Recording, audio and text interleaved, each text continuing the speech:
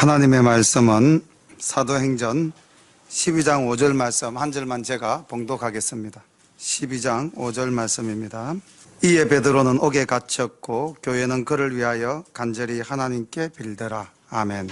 오늘 우리가 함께 은혜를 나눌 사도행전 12장 말씀은 이제 교회가 점점 왕성해 가는 것을 사탄이 그냥 보고 있을까요? 아니면은 교회를 핍박하고 힘들게 할까요?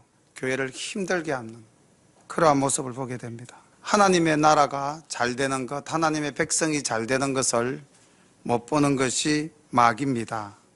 어떻게 해서든지 마귀는 믿는 자를 삼키려고 우는 사자와 같이 우리를 찾아다니고 있는데, 오늘 12장 1절부터 5절까지의 상황을 보면은 그 당시 초대교회가 얼마나 고난 속에 있었는가 하는 모습을 또 볼 수가 있습니다.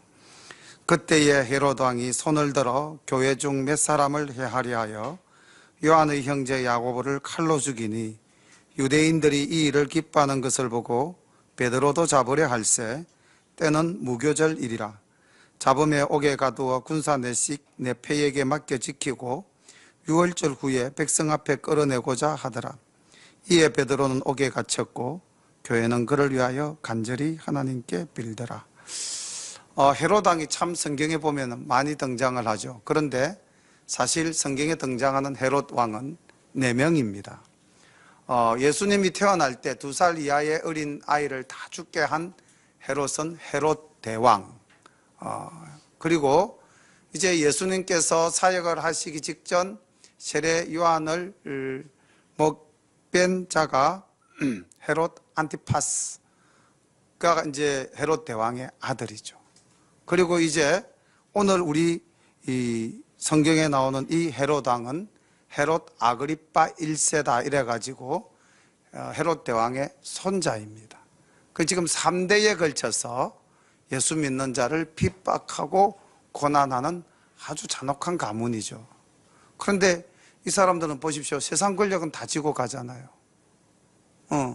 세상 권력 다 지고 예수 믿는 사람 괴롭히는데 이 사람들은 참 잘 사는 것 같죠. 그런데 예수 믿는 사람은 순교당하고 옥에 갇히고 매 맞고 너무너무 힘들게 지내잖아요. 이런 거 보면은 예수 안 믿고 싶죠. 예수 안 믿고 좀 잘 사는 저런 헤롯 같이 좀 이 땅에서 누리고 살고 싶은 마음 없습니까? 그런데 나중에 결론적으로 말씀드리겠지만은 이 땅에서의 영화와 북이라는 것은 풀잎의 이슬과 같은 것들입니다. 우리 하나님의 말씀은 영원합니다. 우리가 이 땅만을 목적으로 산다면은 헤롯처럼 사는 게 제일 행복해 보일 수가 있겠죠. 그런데 나중에 보십시오. 이렇게 하나님의 백성을 억압하던 이 헤롯의 마지막이 얼마나 참담한지요. 그리고 하나님의 교회는 또 어떻게 또 성장해 가는지요. 역사를 보면 알지 않습니까? 교회는 오늘날까지 성장해서 전 세계에 그리스도의 복음이 전파되어졌습니다. 그런데 그 헤롯 가문은 어디에 있는지 찾아볼 수가 없는 겁니다. 그래서 우리가 세상 북이 영화 부러워할 이유가 없습니다. 오늘 이 헤롯 가문은 유대인들과 결탁한 것 같습니다. 3절에 보니까 유대인들이 이 일을 기뻐하는 것을 보고 이런 말이 나옵니다. 야고보를 목베어 죽이니까 유대인들이 기뻐하더라. 다시 말하면 헤롯은 백성들의 환심을 사기 위해서 교회의 수장인 이제 베드로까지도 죽이려 하고 있다는 것이죠. 자, 이렇게 교회가 힘들 때, 우리가 이 땅을 살아갈 때 이 지금 초대 교회가 당하는 것과 같은 우리 삶에서도 고난과 핍박, 환난이 있을 수 있습니까? 없습니까? 있죠. 그런데 고난과 핍박, 환난을 당할 때 우리가 이것을 극복하는 방법이 무엇일까요? 오늘 성경 말씀은 5절에 이렇게 가르쳐주고 있습니다. 교회는 그를 위하여 간절히 하나님께 빌더라. 여기서 교회는 빌더라. 자, 그러면은 교회가 어떻습니까? 이 유형의 건물인 교회입니까? 아니면은 부르심을 받은 사람들의 모임입니까? 그렇죠. 부르심을 받은 사람들의 모임입니다. 그 위에도 보면은 교회 중 몇 사람 이렇게 나오고 있지 않습니까? 그러니까 자, 가만히 생각해 보면 오늘 우리가 여기 지금 모인 사람이 딱 예수님의 제자만큼 모였는데 우리가 바로 뭐죠? 교회입니다. 우리가 각자가 모여서 우리가 지금 교회를 이룬 거예요. 열린 교회란 이 건물이 교회가 아니고 이 안에 모인 우리들이 지금 교회인 것입니다. 그러니 우리가 여기 5절 말씀처럼 교회에 또는 우리 믿음의 동력자들이 고통에 빠졌을 때 우리는 함께 모여서 뭐 해야 됩니까? 기도해야 될 줄로 믿습니다. 6절 말씀 봅니다. 헤롯이 잡아내려고 하는 그 전날 밤에 베드로가 두 군사 틈에서 두 쇠사슬에 매여 누워 자는데 파수꾼들이 문 밖에 서서 옥을 지키더니 홀연히 주의 사자가 곁에 서매 옥중의 강체가 조요하며 또 베드로의 옆구리를 쳐 깨워 가로되 급히 일어나라 하니 쇠사슬이 그 손에서 벗어지더라. 천사가 가로되 띠를 띠고 신을 덜매라 하거늘 베드로가 그대로 하니 천사가 또 가로되 겉옷을 입고 따라오라 한데 베드로가 나와서 따라갈새 천사의 하는 것이 참인 줄 알지 못하고 환상을 보는가 하니라. 이에 첫째와 둘째 파수를 지나 성으로 통한 쇠문에 이르니 문이 절로 열리는지라. 나와 한 거리를 지나매 천사가 곧 떠나더라. 이에 베드로가 정신이 나서 가로되 내가 이제야 참으로 주께서 그의 천사를 보내어 나를 헤롯의 손과 유대 백성의 모든 기대에서 벗어나게 하신 줄 알겠노라 하여 깨닫고 마가라 하는 요한의 어머니 마리아의 집에 가니 여러 사람이 모여 기도하더라. 아멘. 지금 5절에서도 교회가 그를 위하여 간절히 하나님께 빌더라라는 이제 그 교회의 장면이 나왔고 마지막 12절에 보니까 마리아의 집, 마가의 다락방이죠. 마리아의 집에 가니까 여전히 교인들이 기도하고 있더라는 것입니다. 그러니까 지금 상황 B, 즉 감옥에서 베드로가 추록을 하는 이 장면이 이루어질 때 상황 A, 교회에서 뭐 하고 있습니까? 기도하고 있습니다. 그러니까 이 베드로가 감옥으로부터 나올 수 있었던 것은 무엇에 의해서다? 기도의 능력에 의해서입니다. 자, 우리가 고난 속에서 우리가 할 수 있는 유일한 방법은 아까 기도라고 그랬습니다. 바울도 고린도 후서에서 오늘 이 베드로가 처한 상황과 비슷한 상황을 여러 번 만난 것 같아요. 그때마다 어떻게 이겨냈는가? 고린도 후서 1장 9절과 10절 말씀을 보니까 바울이 이렇게 고백하고 있습니다.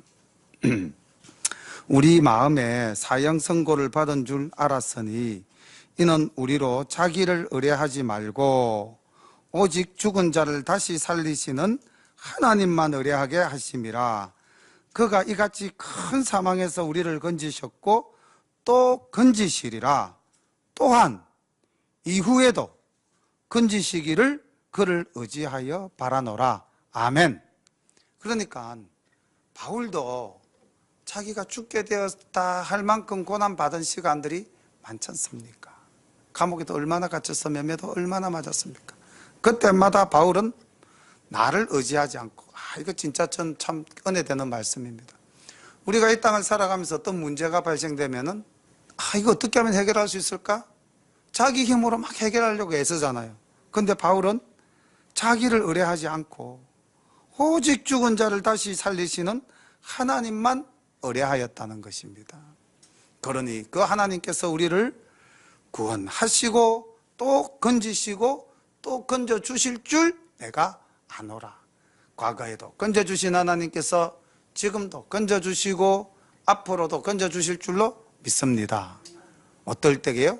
우리가 하나님을 의뢰할 때, 이렇게 기도할 때, 이렇게 온 교회가 함께 기도하니 베드로는 이제 감옥에서부터 나올 수 있게 되었는데, 저는 여기 6절에 보면은 이 베드로의 독특한 성격이라고 해야 됩니까? 아니면은 하나님을 의지하는 자의 평안함이라고 해야 되겠습니까? 어떻게 해석을 해야 될까요? 둘 다 해석으로 할까요? 자, 지금 내일이면은 베드로를 끄집어내서 헤롯이 어떻게 하겠다고 하고 있습니까?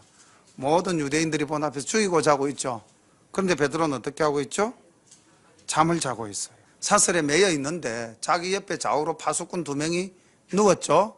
양 사이드에서 이제 같이 이렇게 수갑을 차고 누웠습니다. 그럼 이제 사람이 그렇지 않습니까? 이게 예사 강하지 않으면은, 또는 하나님을 전적으로 의뢰하지 않고 자기를 의뢰한다면은 어떻게 될까요? 불안해서 잠도 못 자고 우리 그런 조바심이나 그런 근심 걱정에 빠진 적 참 많죠. 그런데 오늘 또 힘이 되는 말씀을 하나 제가 찾았습니다. 하박국 3장 16절부터 18절까지 말씀을 우리 한번 볼게요. 하박국 3장 16절부터 18절까지 말씀을 보면은 잘 아시는 상황이죠. 하나님이 이제 이스라엘을 심판하겠노라 했을 때 하박국이 어떤 마음이었는지 16절에, 아마 지금 이 16절에 나타나는 하박국의 이 고백이 지금 베드로의 심정과도 같지 않았겠는가, 인간적인 베드로의 심정과 같았을 겁니다. 그런데 하나님의 놀라우신 은혜가 임하니까 하박국의 심리가 변해요. 우리가 이 변화되어지는 이 하박국의 마음, 또 베드로의 마음, 또 바울의 마음, 이 마음이 누구의 마음이 되어야 되겠습니까? 우리의 마음이 되어야 될 줄로 믿습니다. 하박국 3장 16절, 하나님이 심판하신다는 소리를 이제 16절입니다. 내가 들었으므로 내 창자가 흔들렸고 그 목소리로 인하여 내 입술이 떨렸도다. 무리가 우리를 치려 올라오는 환난 날을 내가 기다림으로 내 뼈에 썩이는 것이 들어왔으며 내 몸은 내 처소에서 떨리는도다. 이 지금 얼마나 솔직한 인간적인 고백입니까? 우리가 환난과 근심, 고통 빠질 때에 바로 이런 마음을 갖게 되죠. 그런데 17절 보십시오. 놀라운 변화가 생깁니다. 이런 환난과 고통이 엄습하고, 그리고 지금 내 처지가 17절, 비록 무화과 나무가 무성치 못하며 포도나무에 열매가 없으며 감람나무에 소출이 없으며 밭에 식물이 없으며 우리의 양이 없으며 외양간에 소가 없을지라도, 상황은 급박한 상황이요, 죽음 직전의 상황이고, 내가 뭔가 내 힘으로 어떻게 할 수 있는 주변의 여건은 아무것도 없는 그 상황 속에서 18절, 우리의 고백이 되어야 될 줄 믿습니다. 우리 함께 봉독합니다. 시작. 나는 여호와를 인하여 즐거워하며 나의 구원의 하나님을 인하여 기뻐하리로다. 아멘. 우리가 이런 구원의 기쁨을 노래할 수 있는 그런 신앙을 가지고 살아야 되지 않겠습니까? 상황과 내 여건에 굴복해서 떨고 두려워하고 마귀에게 굴종당해야 되겠습니까? 현대인들이 가장 많이 앓고 있는 병이 어떤 병인지 아시죠? 요즘 연일 TV에 뉴스에 나오죠. 조현병이라는 말이 나옵니다. 이는 우울증보다도 더 상태가 심각한 경우에 조현병이라고 이야기를 하는데, 급격히 기뻤다가 급격히 우울했다가 사람의 감정을 자기 스스로 절제하지 못하는 경우죠. 현대인들은 정신질환 속에 이렇게 살고 있다는 겁니다. 왜요? 자기 힘으로 어떻게 할 수 없는 주변 상황에 굴복당하고 마니까.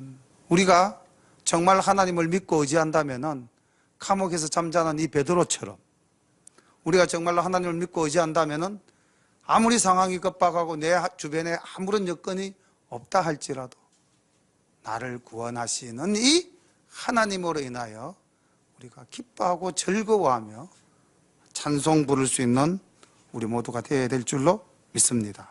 베드로는 아마 하나님을 전적으로 의지하고 있지 않았겠습니까?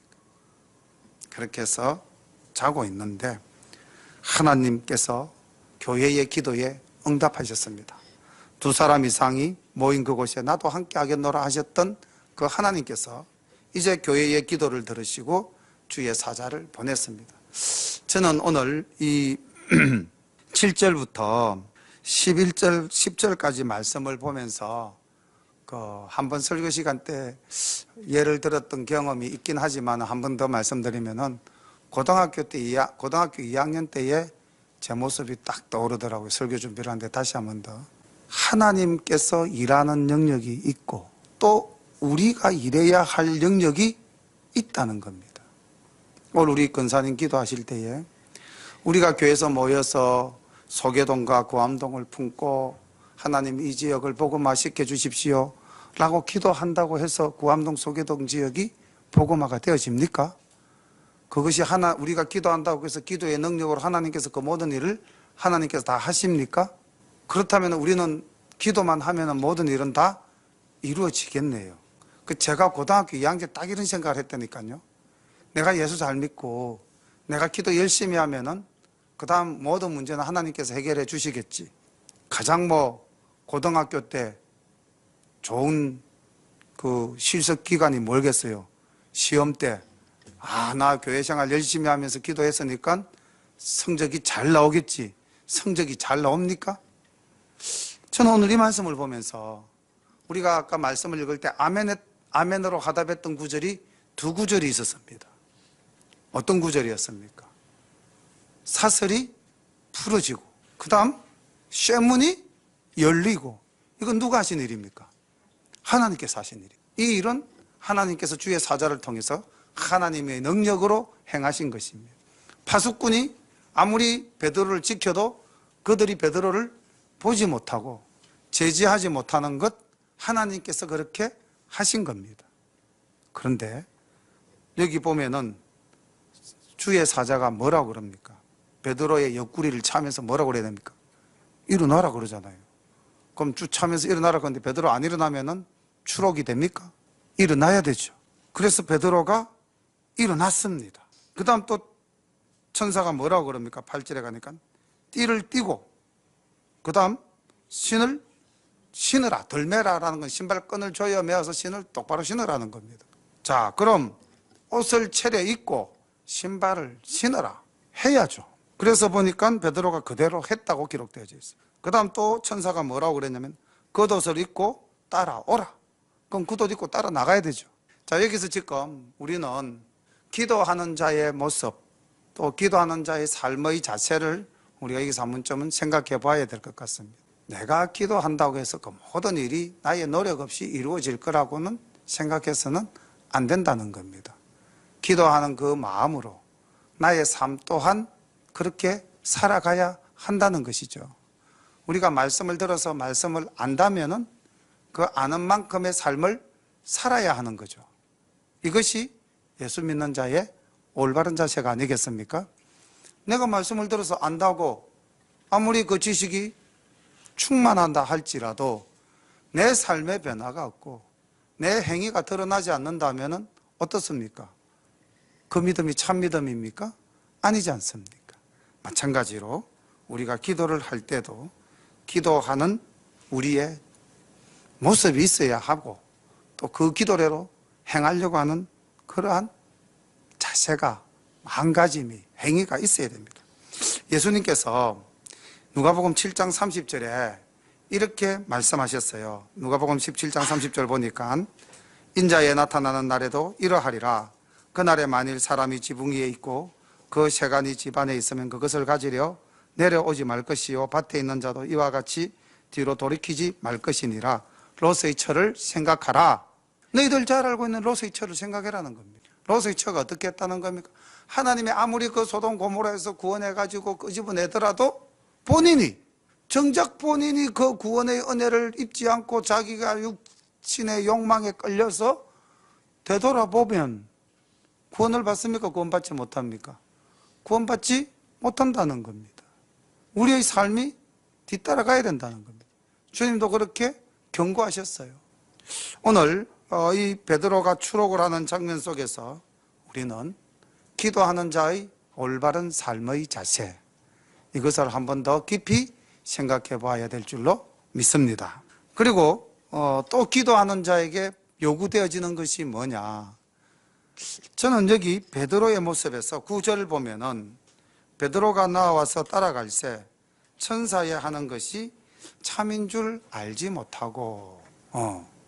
지금 사실 베드로도 뭐 옥중에서 잠만 잤겠습니까? 기도하는 삶을 살지 않았겠습니까?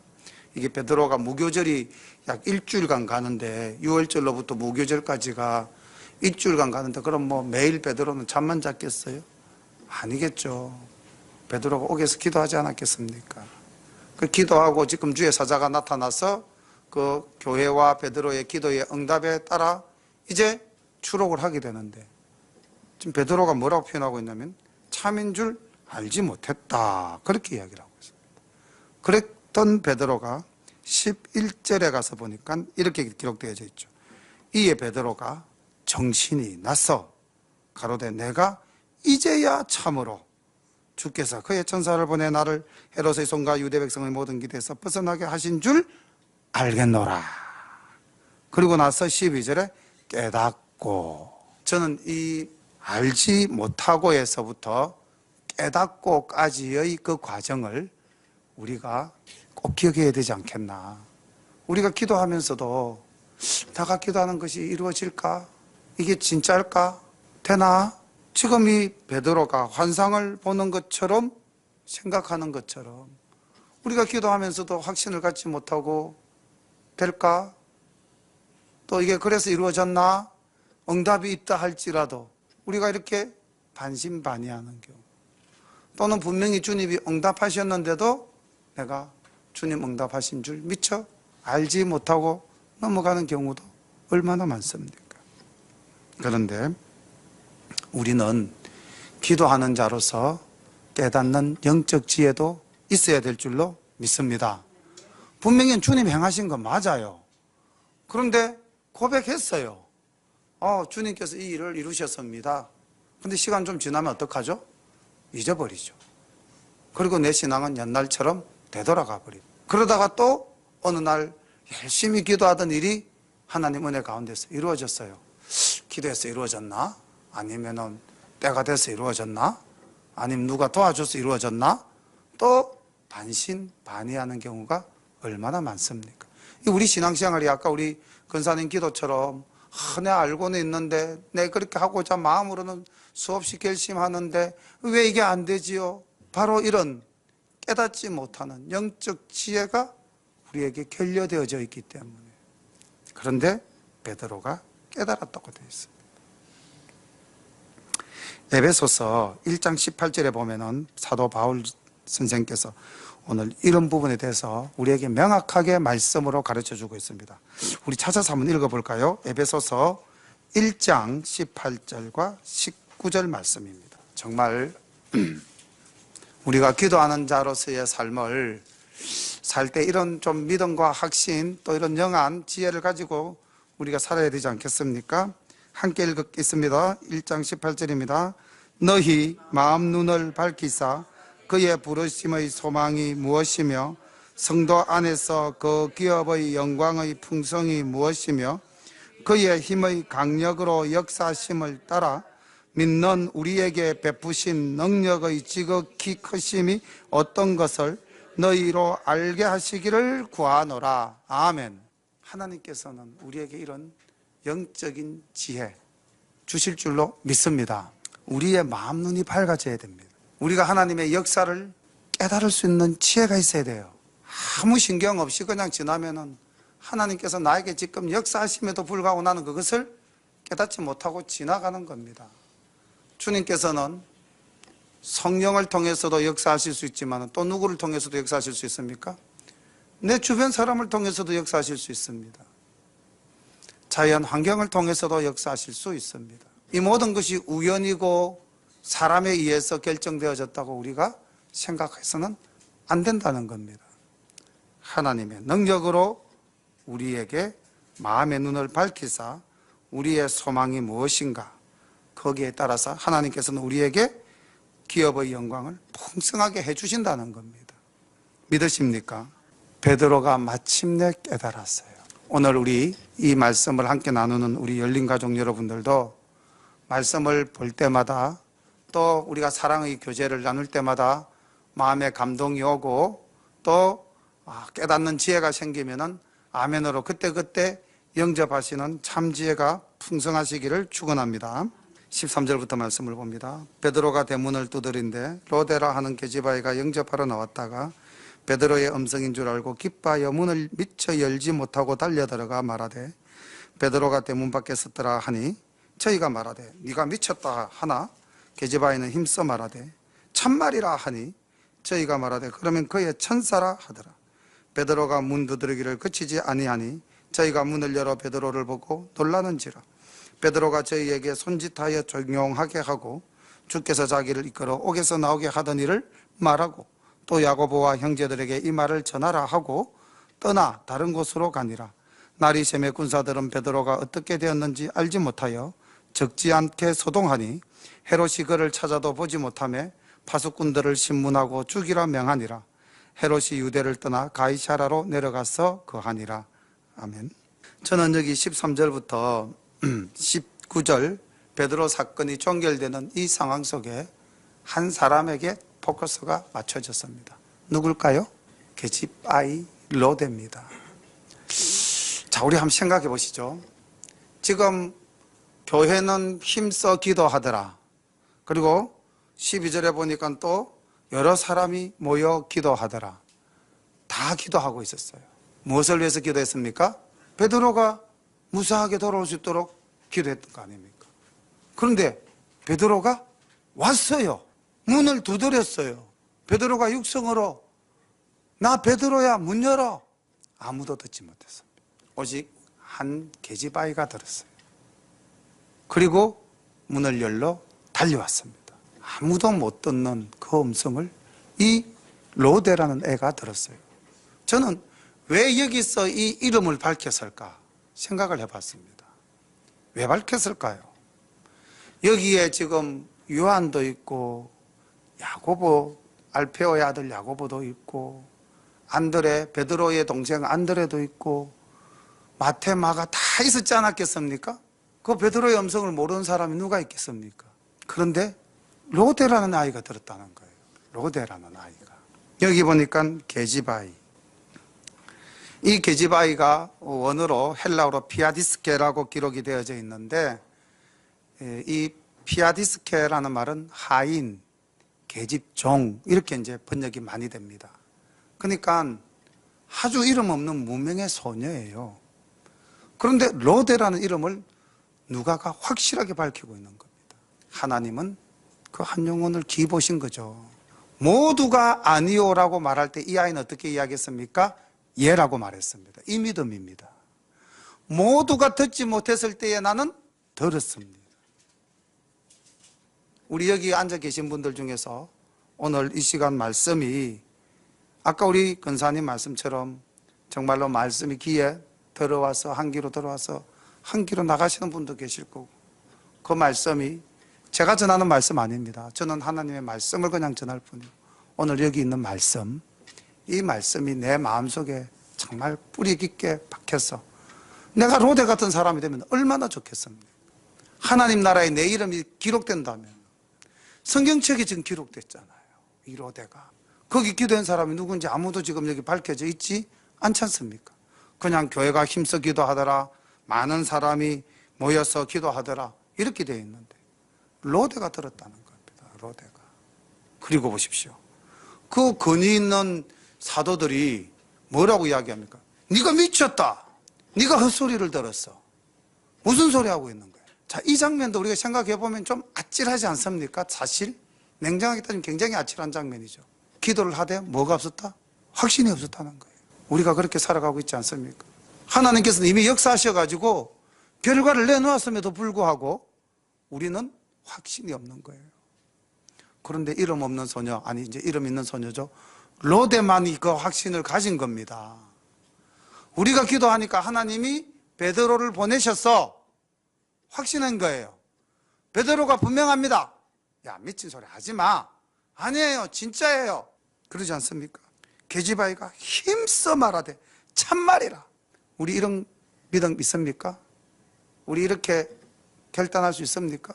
열한 사도와 뭐 스데반 돌아가셨으니까 뭐 여러 집사들이 그 쟁쟁한 초대 교회의 사람들이 그 계집종 하나를 두고 지금 얼마나 억압을 하고 있습니까? 미쳤어. 무슨 소리야? 헛소리 하지 마. 말도 안 되는 소리야. 그럴 때 로데는 아니에요. 진짜예요. 베드로 선생 왔어요. 그렇게 끝까지 주장할 수 있겠습니까? 믿음의 확신을 가지고 기도의 응답을 우리가 확신할 수 있겠습니까? 내가 잘못 들었나? 여러 선생님들이 저러시는데 아닌가 봐. 내가 미쳤지. 정말 미쳤나 봐. 그렇게 갈 수 있지 않습니까? 처음 믿음을 끝까지 가져가는 그런 결단이 우리에게 있어야 될 줄로 믿습니다.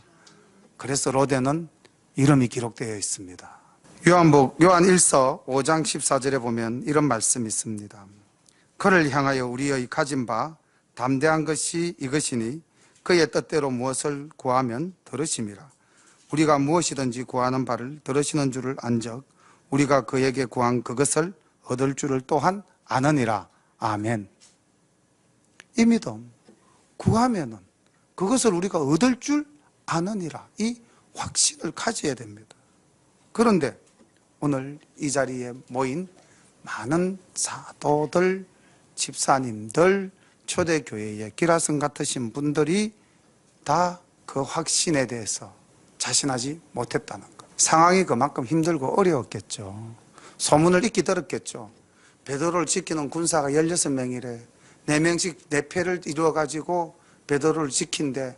베드로 선생이 잘 때 옆에 2명이 옆에 탁 붙어가지고 발과 팔에 쇠사슬을 묶어서 도저히 나올 수가 없대.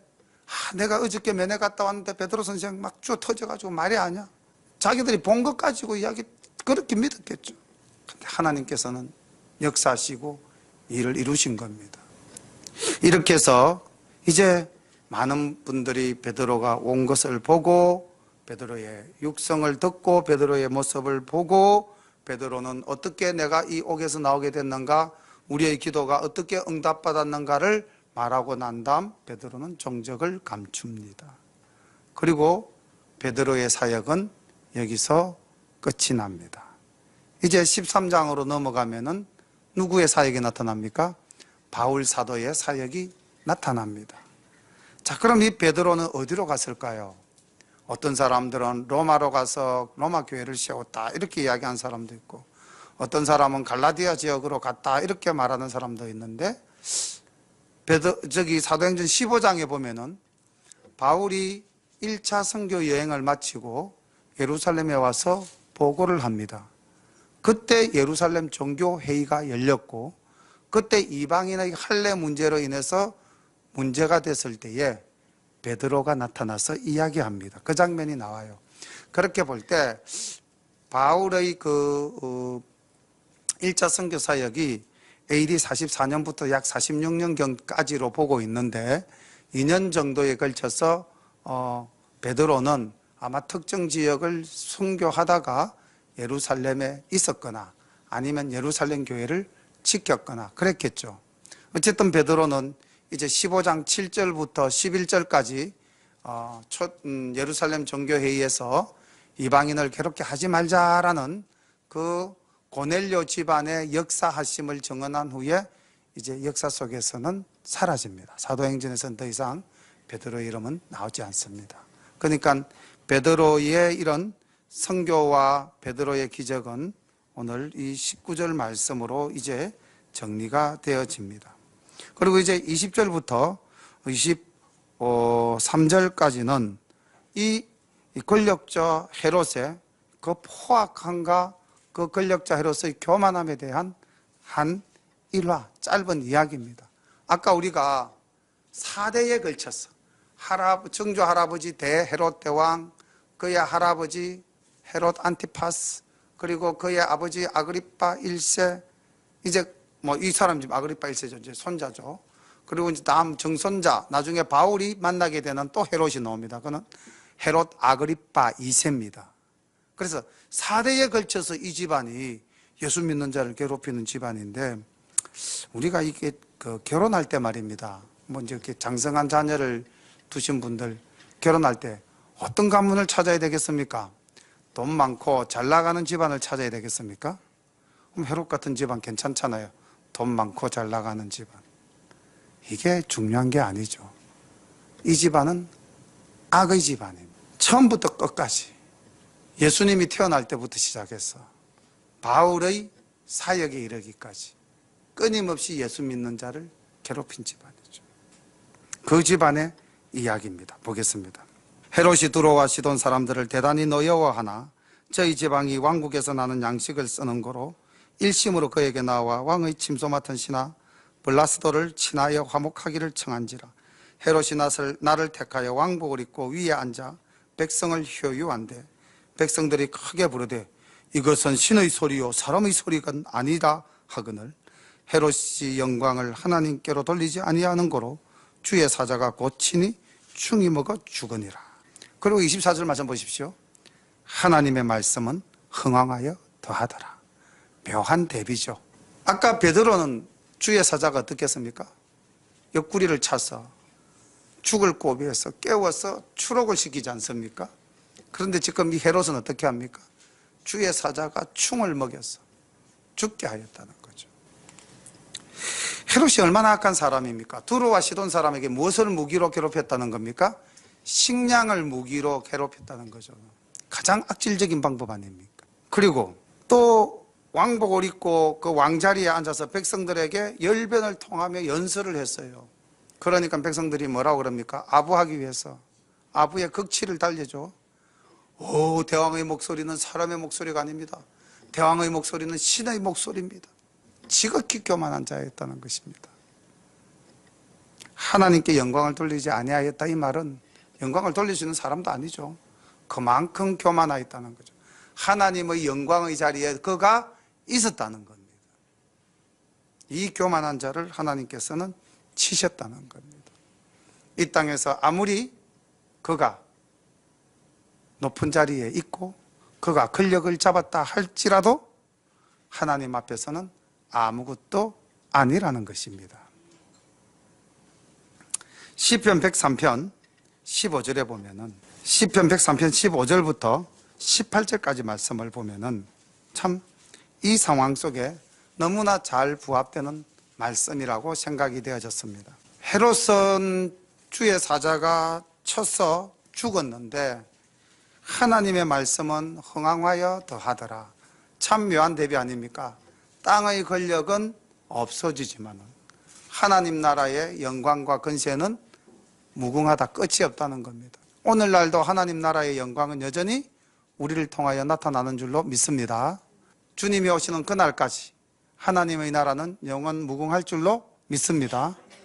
우리가 하나님 부르실 때에 휴거되어서 하나님의 얼굴을 친히 뵐 때 그때까지 하나님의 나라는 영원 무궁할 줄로 믿습니다. 시편 103편 15절 보십시오. 인생은 그날이 풀과 같으며 그 영화가 들의 꽃과 같도다. 그것은 바람이 지나가면 없어지나니 그 있던 자리도 다시 알지 못하거니와 여호와의 인자하심은 자기를 경외하는 자에게 영원부터 영원까지 이르며 그의 의는 자손의 자손에게 이르리니 곧 그 언약을 지키고 그의 법도를 기억하여 행하는 자에게로다. 아멘. 자, 여기도 놀라운 진리의 말씀이 있죠. 이 땅의 것은 일시적이라는 것입니다. 그러나 하나님의 영광, 여호와의 인자하심, 하나님이 우리와 함께 하심이 영원부터 영원까지, 태초부터 마지막 심판날까지 우리와 함께 하시는데 어떤 사람에게 함께 하신다고 18절에 말씀하고 있습니까? 언약을 지키고 그의 법도를 기억하고 또 그 다음 행하는 자. 지키고 기억하고 행하는 자. 알고 지키고 행하는 자. 아는 것이 전부가 아니라는 겁니다. 기억하는 것이 전부가 아니라는 것입니다. 행하는 곳까지 나가야 되는 거죠. 그래서 야고보 사도도 그렇게 말씀하지 않았습니까? 행함이 없는 믿음은 죽음 것이라. 오늘 그 교만하고 포악했던 이 땅의 권력자 헤롯은 하나님 영광을 가로채고 하나님을 영화롭지 하지 못했을 때에 그의 삶은 끝이 났습니다. 이 땅의 권력은 무상하지만은 하나님의 나라는 날로 날로 왕성해지는 줄로 믿습니다. 이제 25절은 25절은 사도행전의 대전환을 나타내는 딱 한 절 말씀이죠. 누가 등장합니까? 바나바와 사울이 등장합니다. 베드로의 시대는 가고 이제 바나바와 사울의 시대가 옴을 알리는 거죠. 바나바와 사울이 부조의 일을 마치고 마가라 하는 요한을 데리고 예루살렘에서 돌아오니라. 어디로 돌아왔다는 겁니까? 안디옥 교회로 돌아왔다는 것입니다. 그리고 이제 13장 가면은 그 안디옥 교회에서 금식으로 기도해서 두 선교사를 파송하는 놀라운 역사가 나타나는 거죠.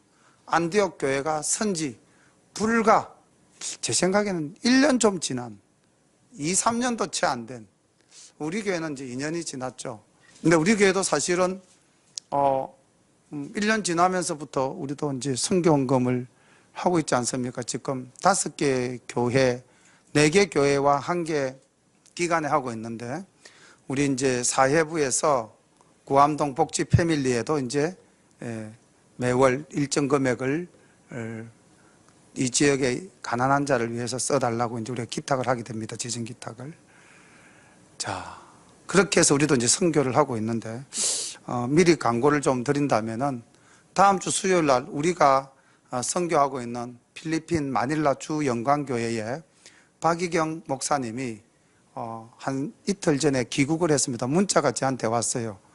몰래 비자 관계 또 건강 문제로 미립국하였습니다. 이렇게 살짝 들어왔습니다라고 했길래, 연락이 왔길래, 그분하고 저하고는 참 인연이 깊습니다. 복 있는 사람 합창단도 같이 했고 신학도 같이 했습니다. 그분이 저보다 1년 먼저 가서 저를 그 학교를 소개하고 또 저를 그 학교로 데리고 간 목사님이신데, 지금 필리핀에 있는 마닐라 주 영광교회라는 교회를 잘 섬기고 필리핀에 지금 엄청난 교회를 개척하고 있습니다. 그래서 다음 주일 날 내가 와서 좀 우리 교회에서 선교 보고를 해달라, 우리가 선교헌금을 드리고 있으니까 우리 교인들에게 인사도 하고 좀 그랬으면 좋겠다 이랬더니만은 전주에 약속이 있어서 안 되고 수요일 날 저녁에 오시겠다고 약속을 해놨습니다. 그래서 다음 주 수요일 날에는 이제 그 박희경 목사님이 오셔가지고 필리핀에서 어떻게 사역을 했는가 사역 보고도 좀 하시고 또 설교도 해주시기로 했습니다. 그래서 다음 주 주보는 지금 제가 그렇게 준비를 하고 있는데, 어쨌든 이 안디옥 교회가 선지 불과 1년 좀 지난 이 상황에서 바나바와 사울을 선교사로 세우고 파송하는 장면이 이제 13장에서 우리가 만나게 되고, 이 역사를 통해서 어떻게 됩니까? 우리 주 예수 그리스도께서 제자들에게 부탁하신 땅끝까지 이르러 복음을 전하라 하신 그 말씀이 실행되어지는 장면이 됩니다. 13장 들어가면서는 가급적이면 좀 이렇게 여러 지명들이 나오고 행선지가 나와서 지도를 좀 찾아가지고 함께 보면서 설교를 할 수 있도록 좀 준비를 한번 해보도록 하겠습니다. 그렇게 하면은 좀 더 이해가 더 되지 않겠는가, 그렇게 생각을 해봅니다. 오늘 우리는 이 12장 예루살렘 교회의 환난과 핍박을 교회의 기도로 이겨내는 장면 속에서 기도하는 자들의 모습과 또 기도하는 자들의 여러 가지 상황 속에서의 연약한 부분과 또 하주로데라는 어린 소녀의 강한 믿음, 그리고 베드로의 그런 고백, 이 모든 것들을 우리가 오늘 보았습니다. 하나님의 역사하심을 우리가 영안을 뜨고 바로 보고 바로 깨닫는 그런 지혜가 충만한 우리 열린교회 모든 식구들 되시기를 축원합니다. 오늘 이제 한 1, 2분간 오늘 주신 말씀 붙잡고 함께 기도한 후에 주기도문으로 예배를 마치겠습니다. 우리 함께 묵상으로 기도드리겠습니다. 하나님 우리 아버지 은혜를 감사합니다. 귀한 말씀을 우리에게 허락하여 주셔서 사랑의 아버지 하나님, 우리가 기도할 때마다 하나님께서는 우리의 기도를 들으시고 응답하시며 우리가 구하는 바를 주님께서는 미리 아시고 또 아버지 하나님 이루어 주시는 분이신 줄로 믿습니다. 하나님 아버지, 우리에게 기도의 응답이 나타날 때 주님께서 얼마나 우리에게 온전하게 행하시고 계시는가를 깨달아는 지혜를 저희들이 갖게 인도해 주시기를 간절히 바라옵니다. 또한 하나님 우리 아버지, 저희들이 기도할 때에 주님 기도만 하고 있는 것이 아니라 아버지 하나님 그 일을 이루기 위하여 아버지 또 행하는 자가 되게 인도하여 주시기를 간절히 바라옵고 원하옵나이다. 하나님이 하시고자 하는 일을 우리가 함께 아버지 하나님 사역의 현장에서 일할 때에 아버지 하나님 그 모든 일들이 하나님께 영광이 되고 주의 역사가 이 땅 위에 나타나는 놀라운 일이 일어나게 되는 줄로 믿습니다. 우리 아버지 하나님 은혜로 함께하여 주옵소서. 사랑의 아버지 하나님, 우리 열린교회 위에 주님의 놀라운 은혜가 늘 함께하여 주심에 감사를 드리고, 아버지 하나님 이제 세워진 지 2년 된 이 교회가 더욱더 하나님의 일을 영광스럽게 나갈 수 있도록 아버지 우리가 모여서 기도하고 아버지 나가서 전도하며 나가서 행할 때에 하나님 말씀을 알고 지키고 행하는 우리 모든 열린 가족 될 수 있도록 인도하여 주옵소서. 주님께서 늘 함께 해주심에 감사드려 이 밤도 주님 주신 놀라운 말씀에 감사하오며 예수님의 이름 받들어 감사하며 기도드리옵나이다. 아멘.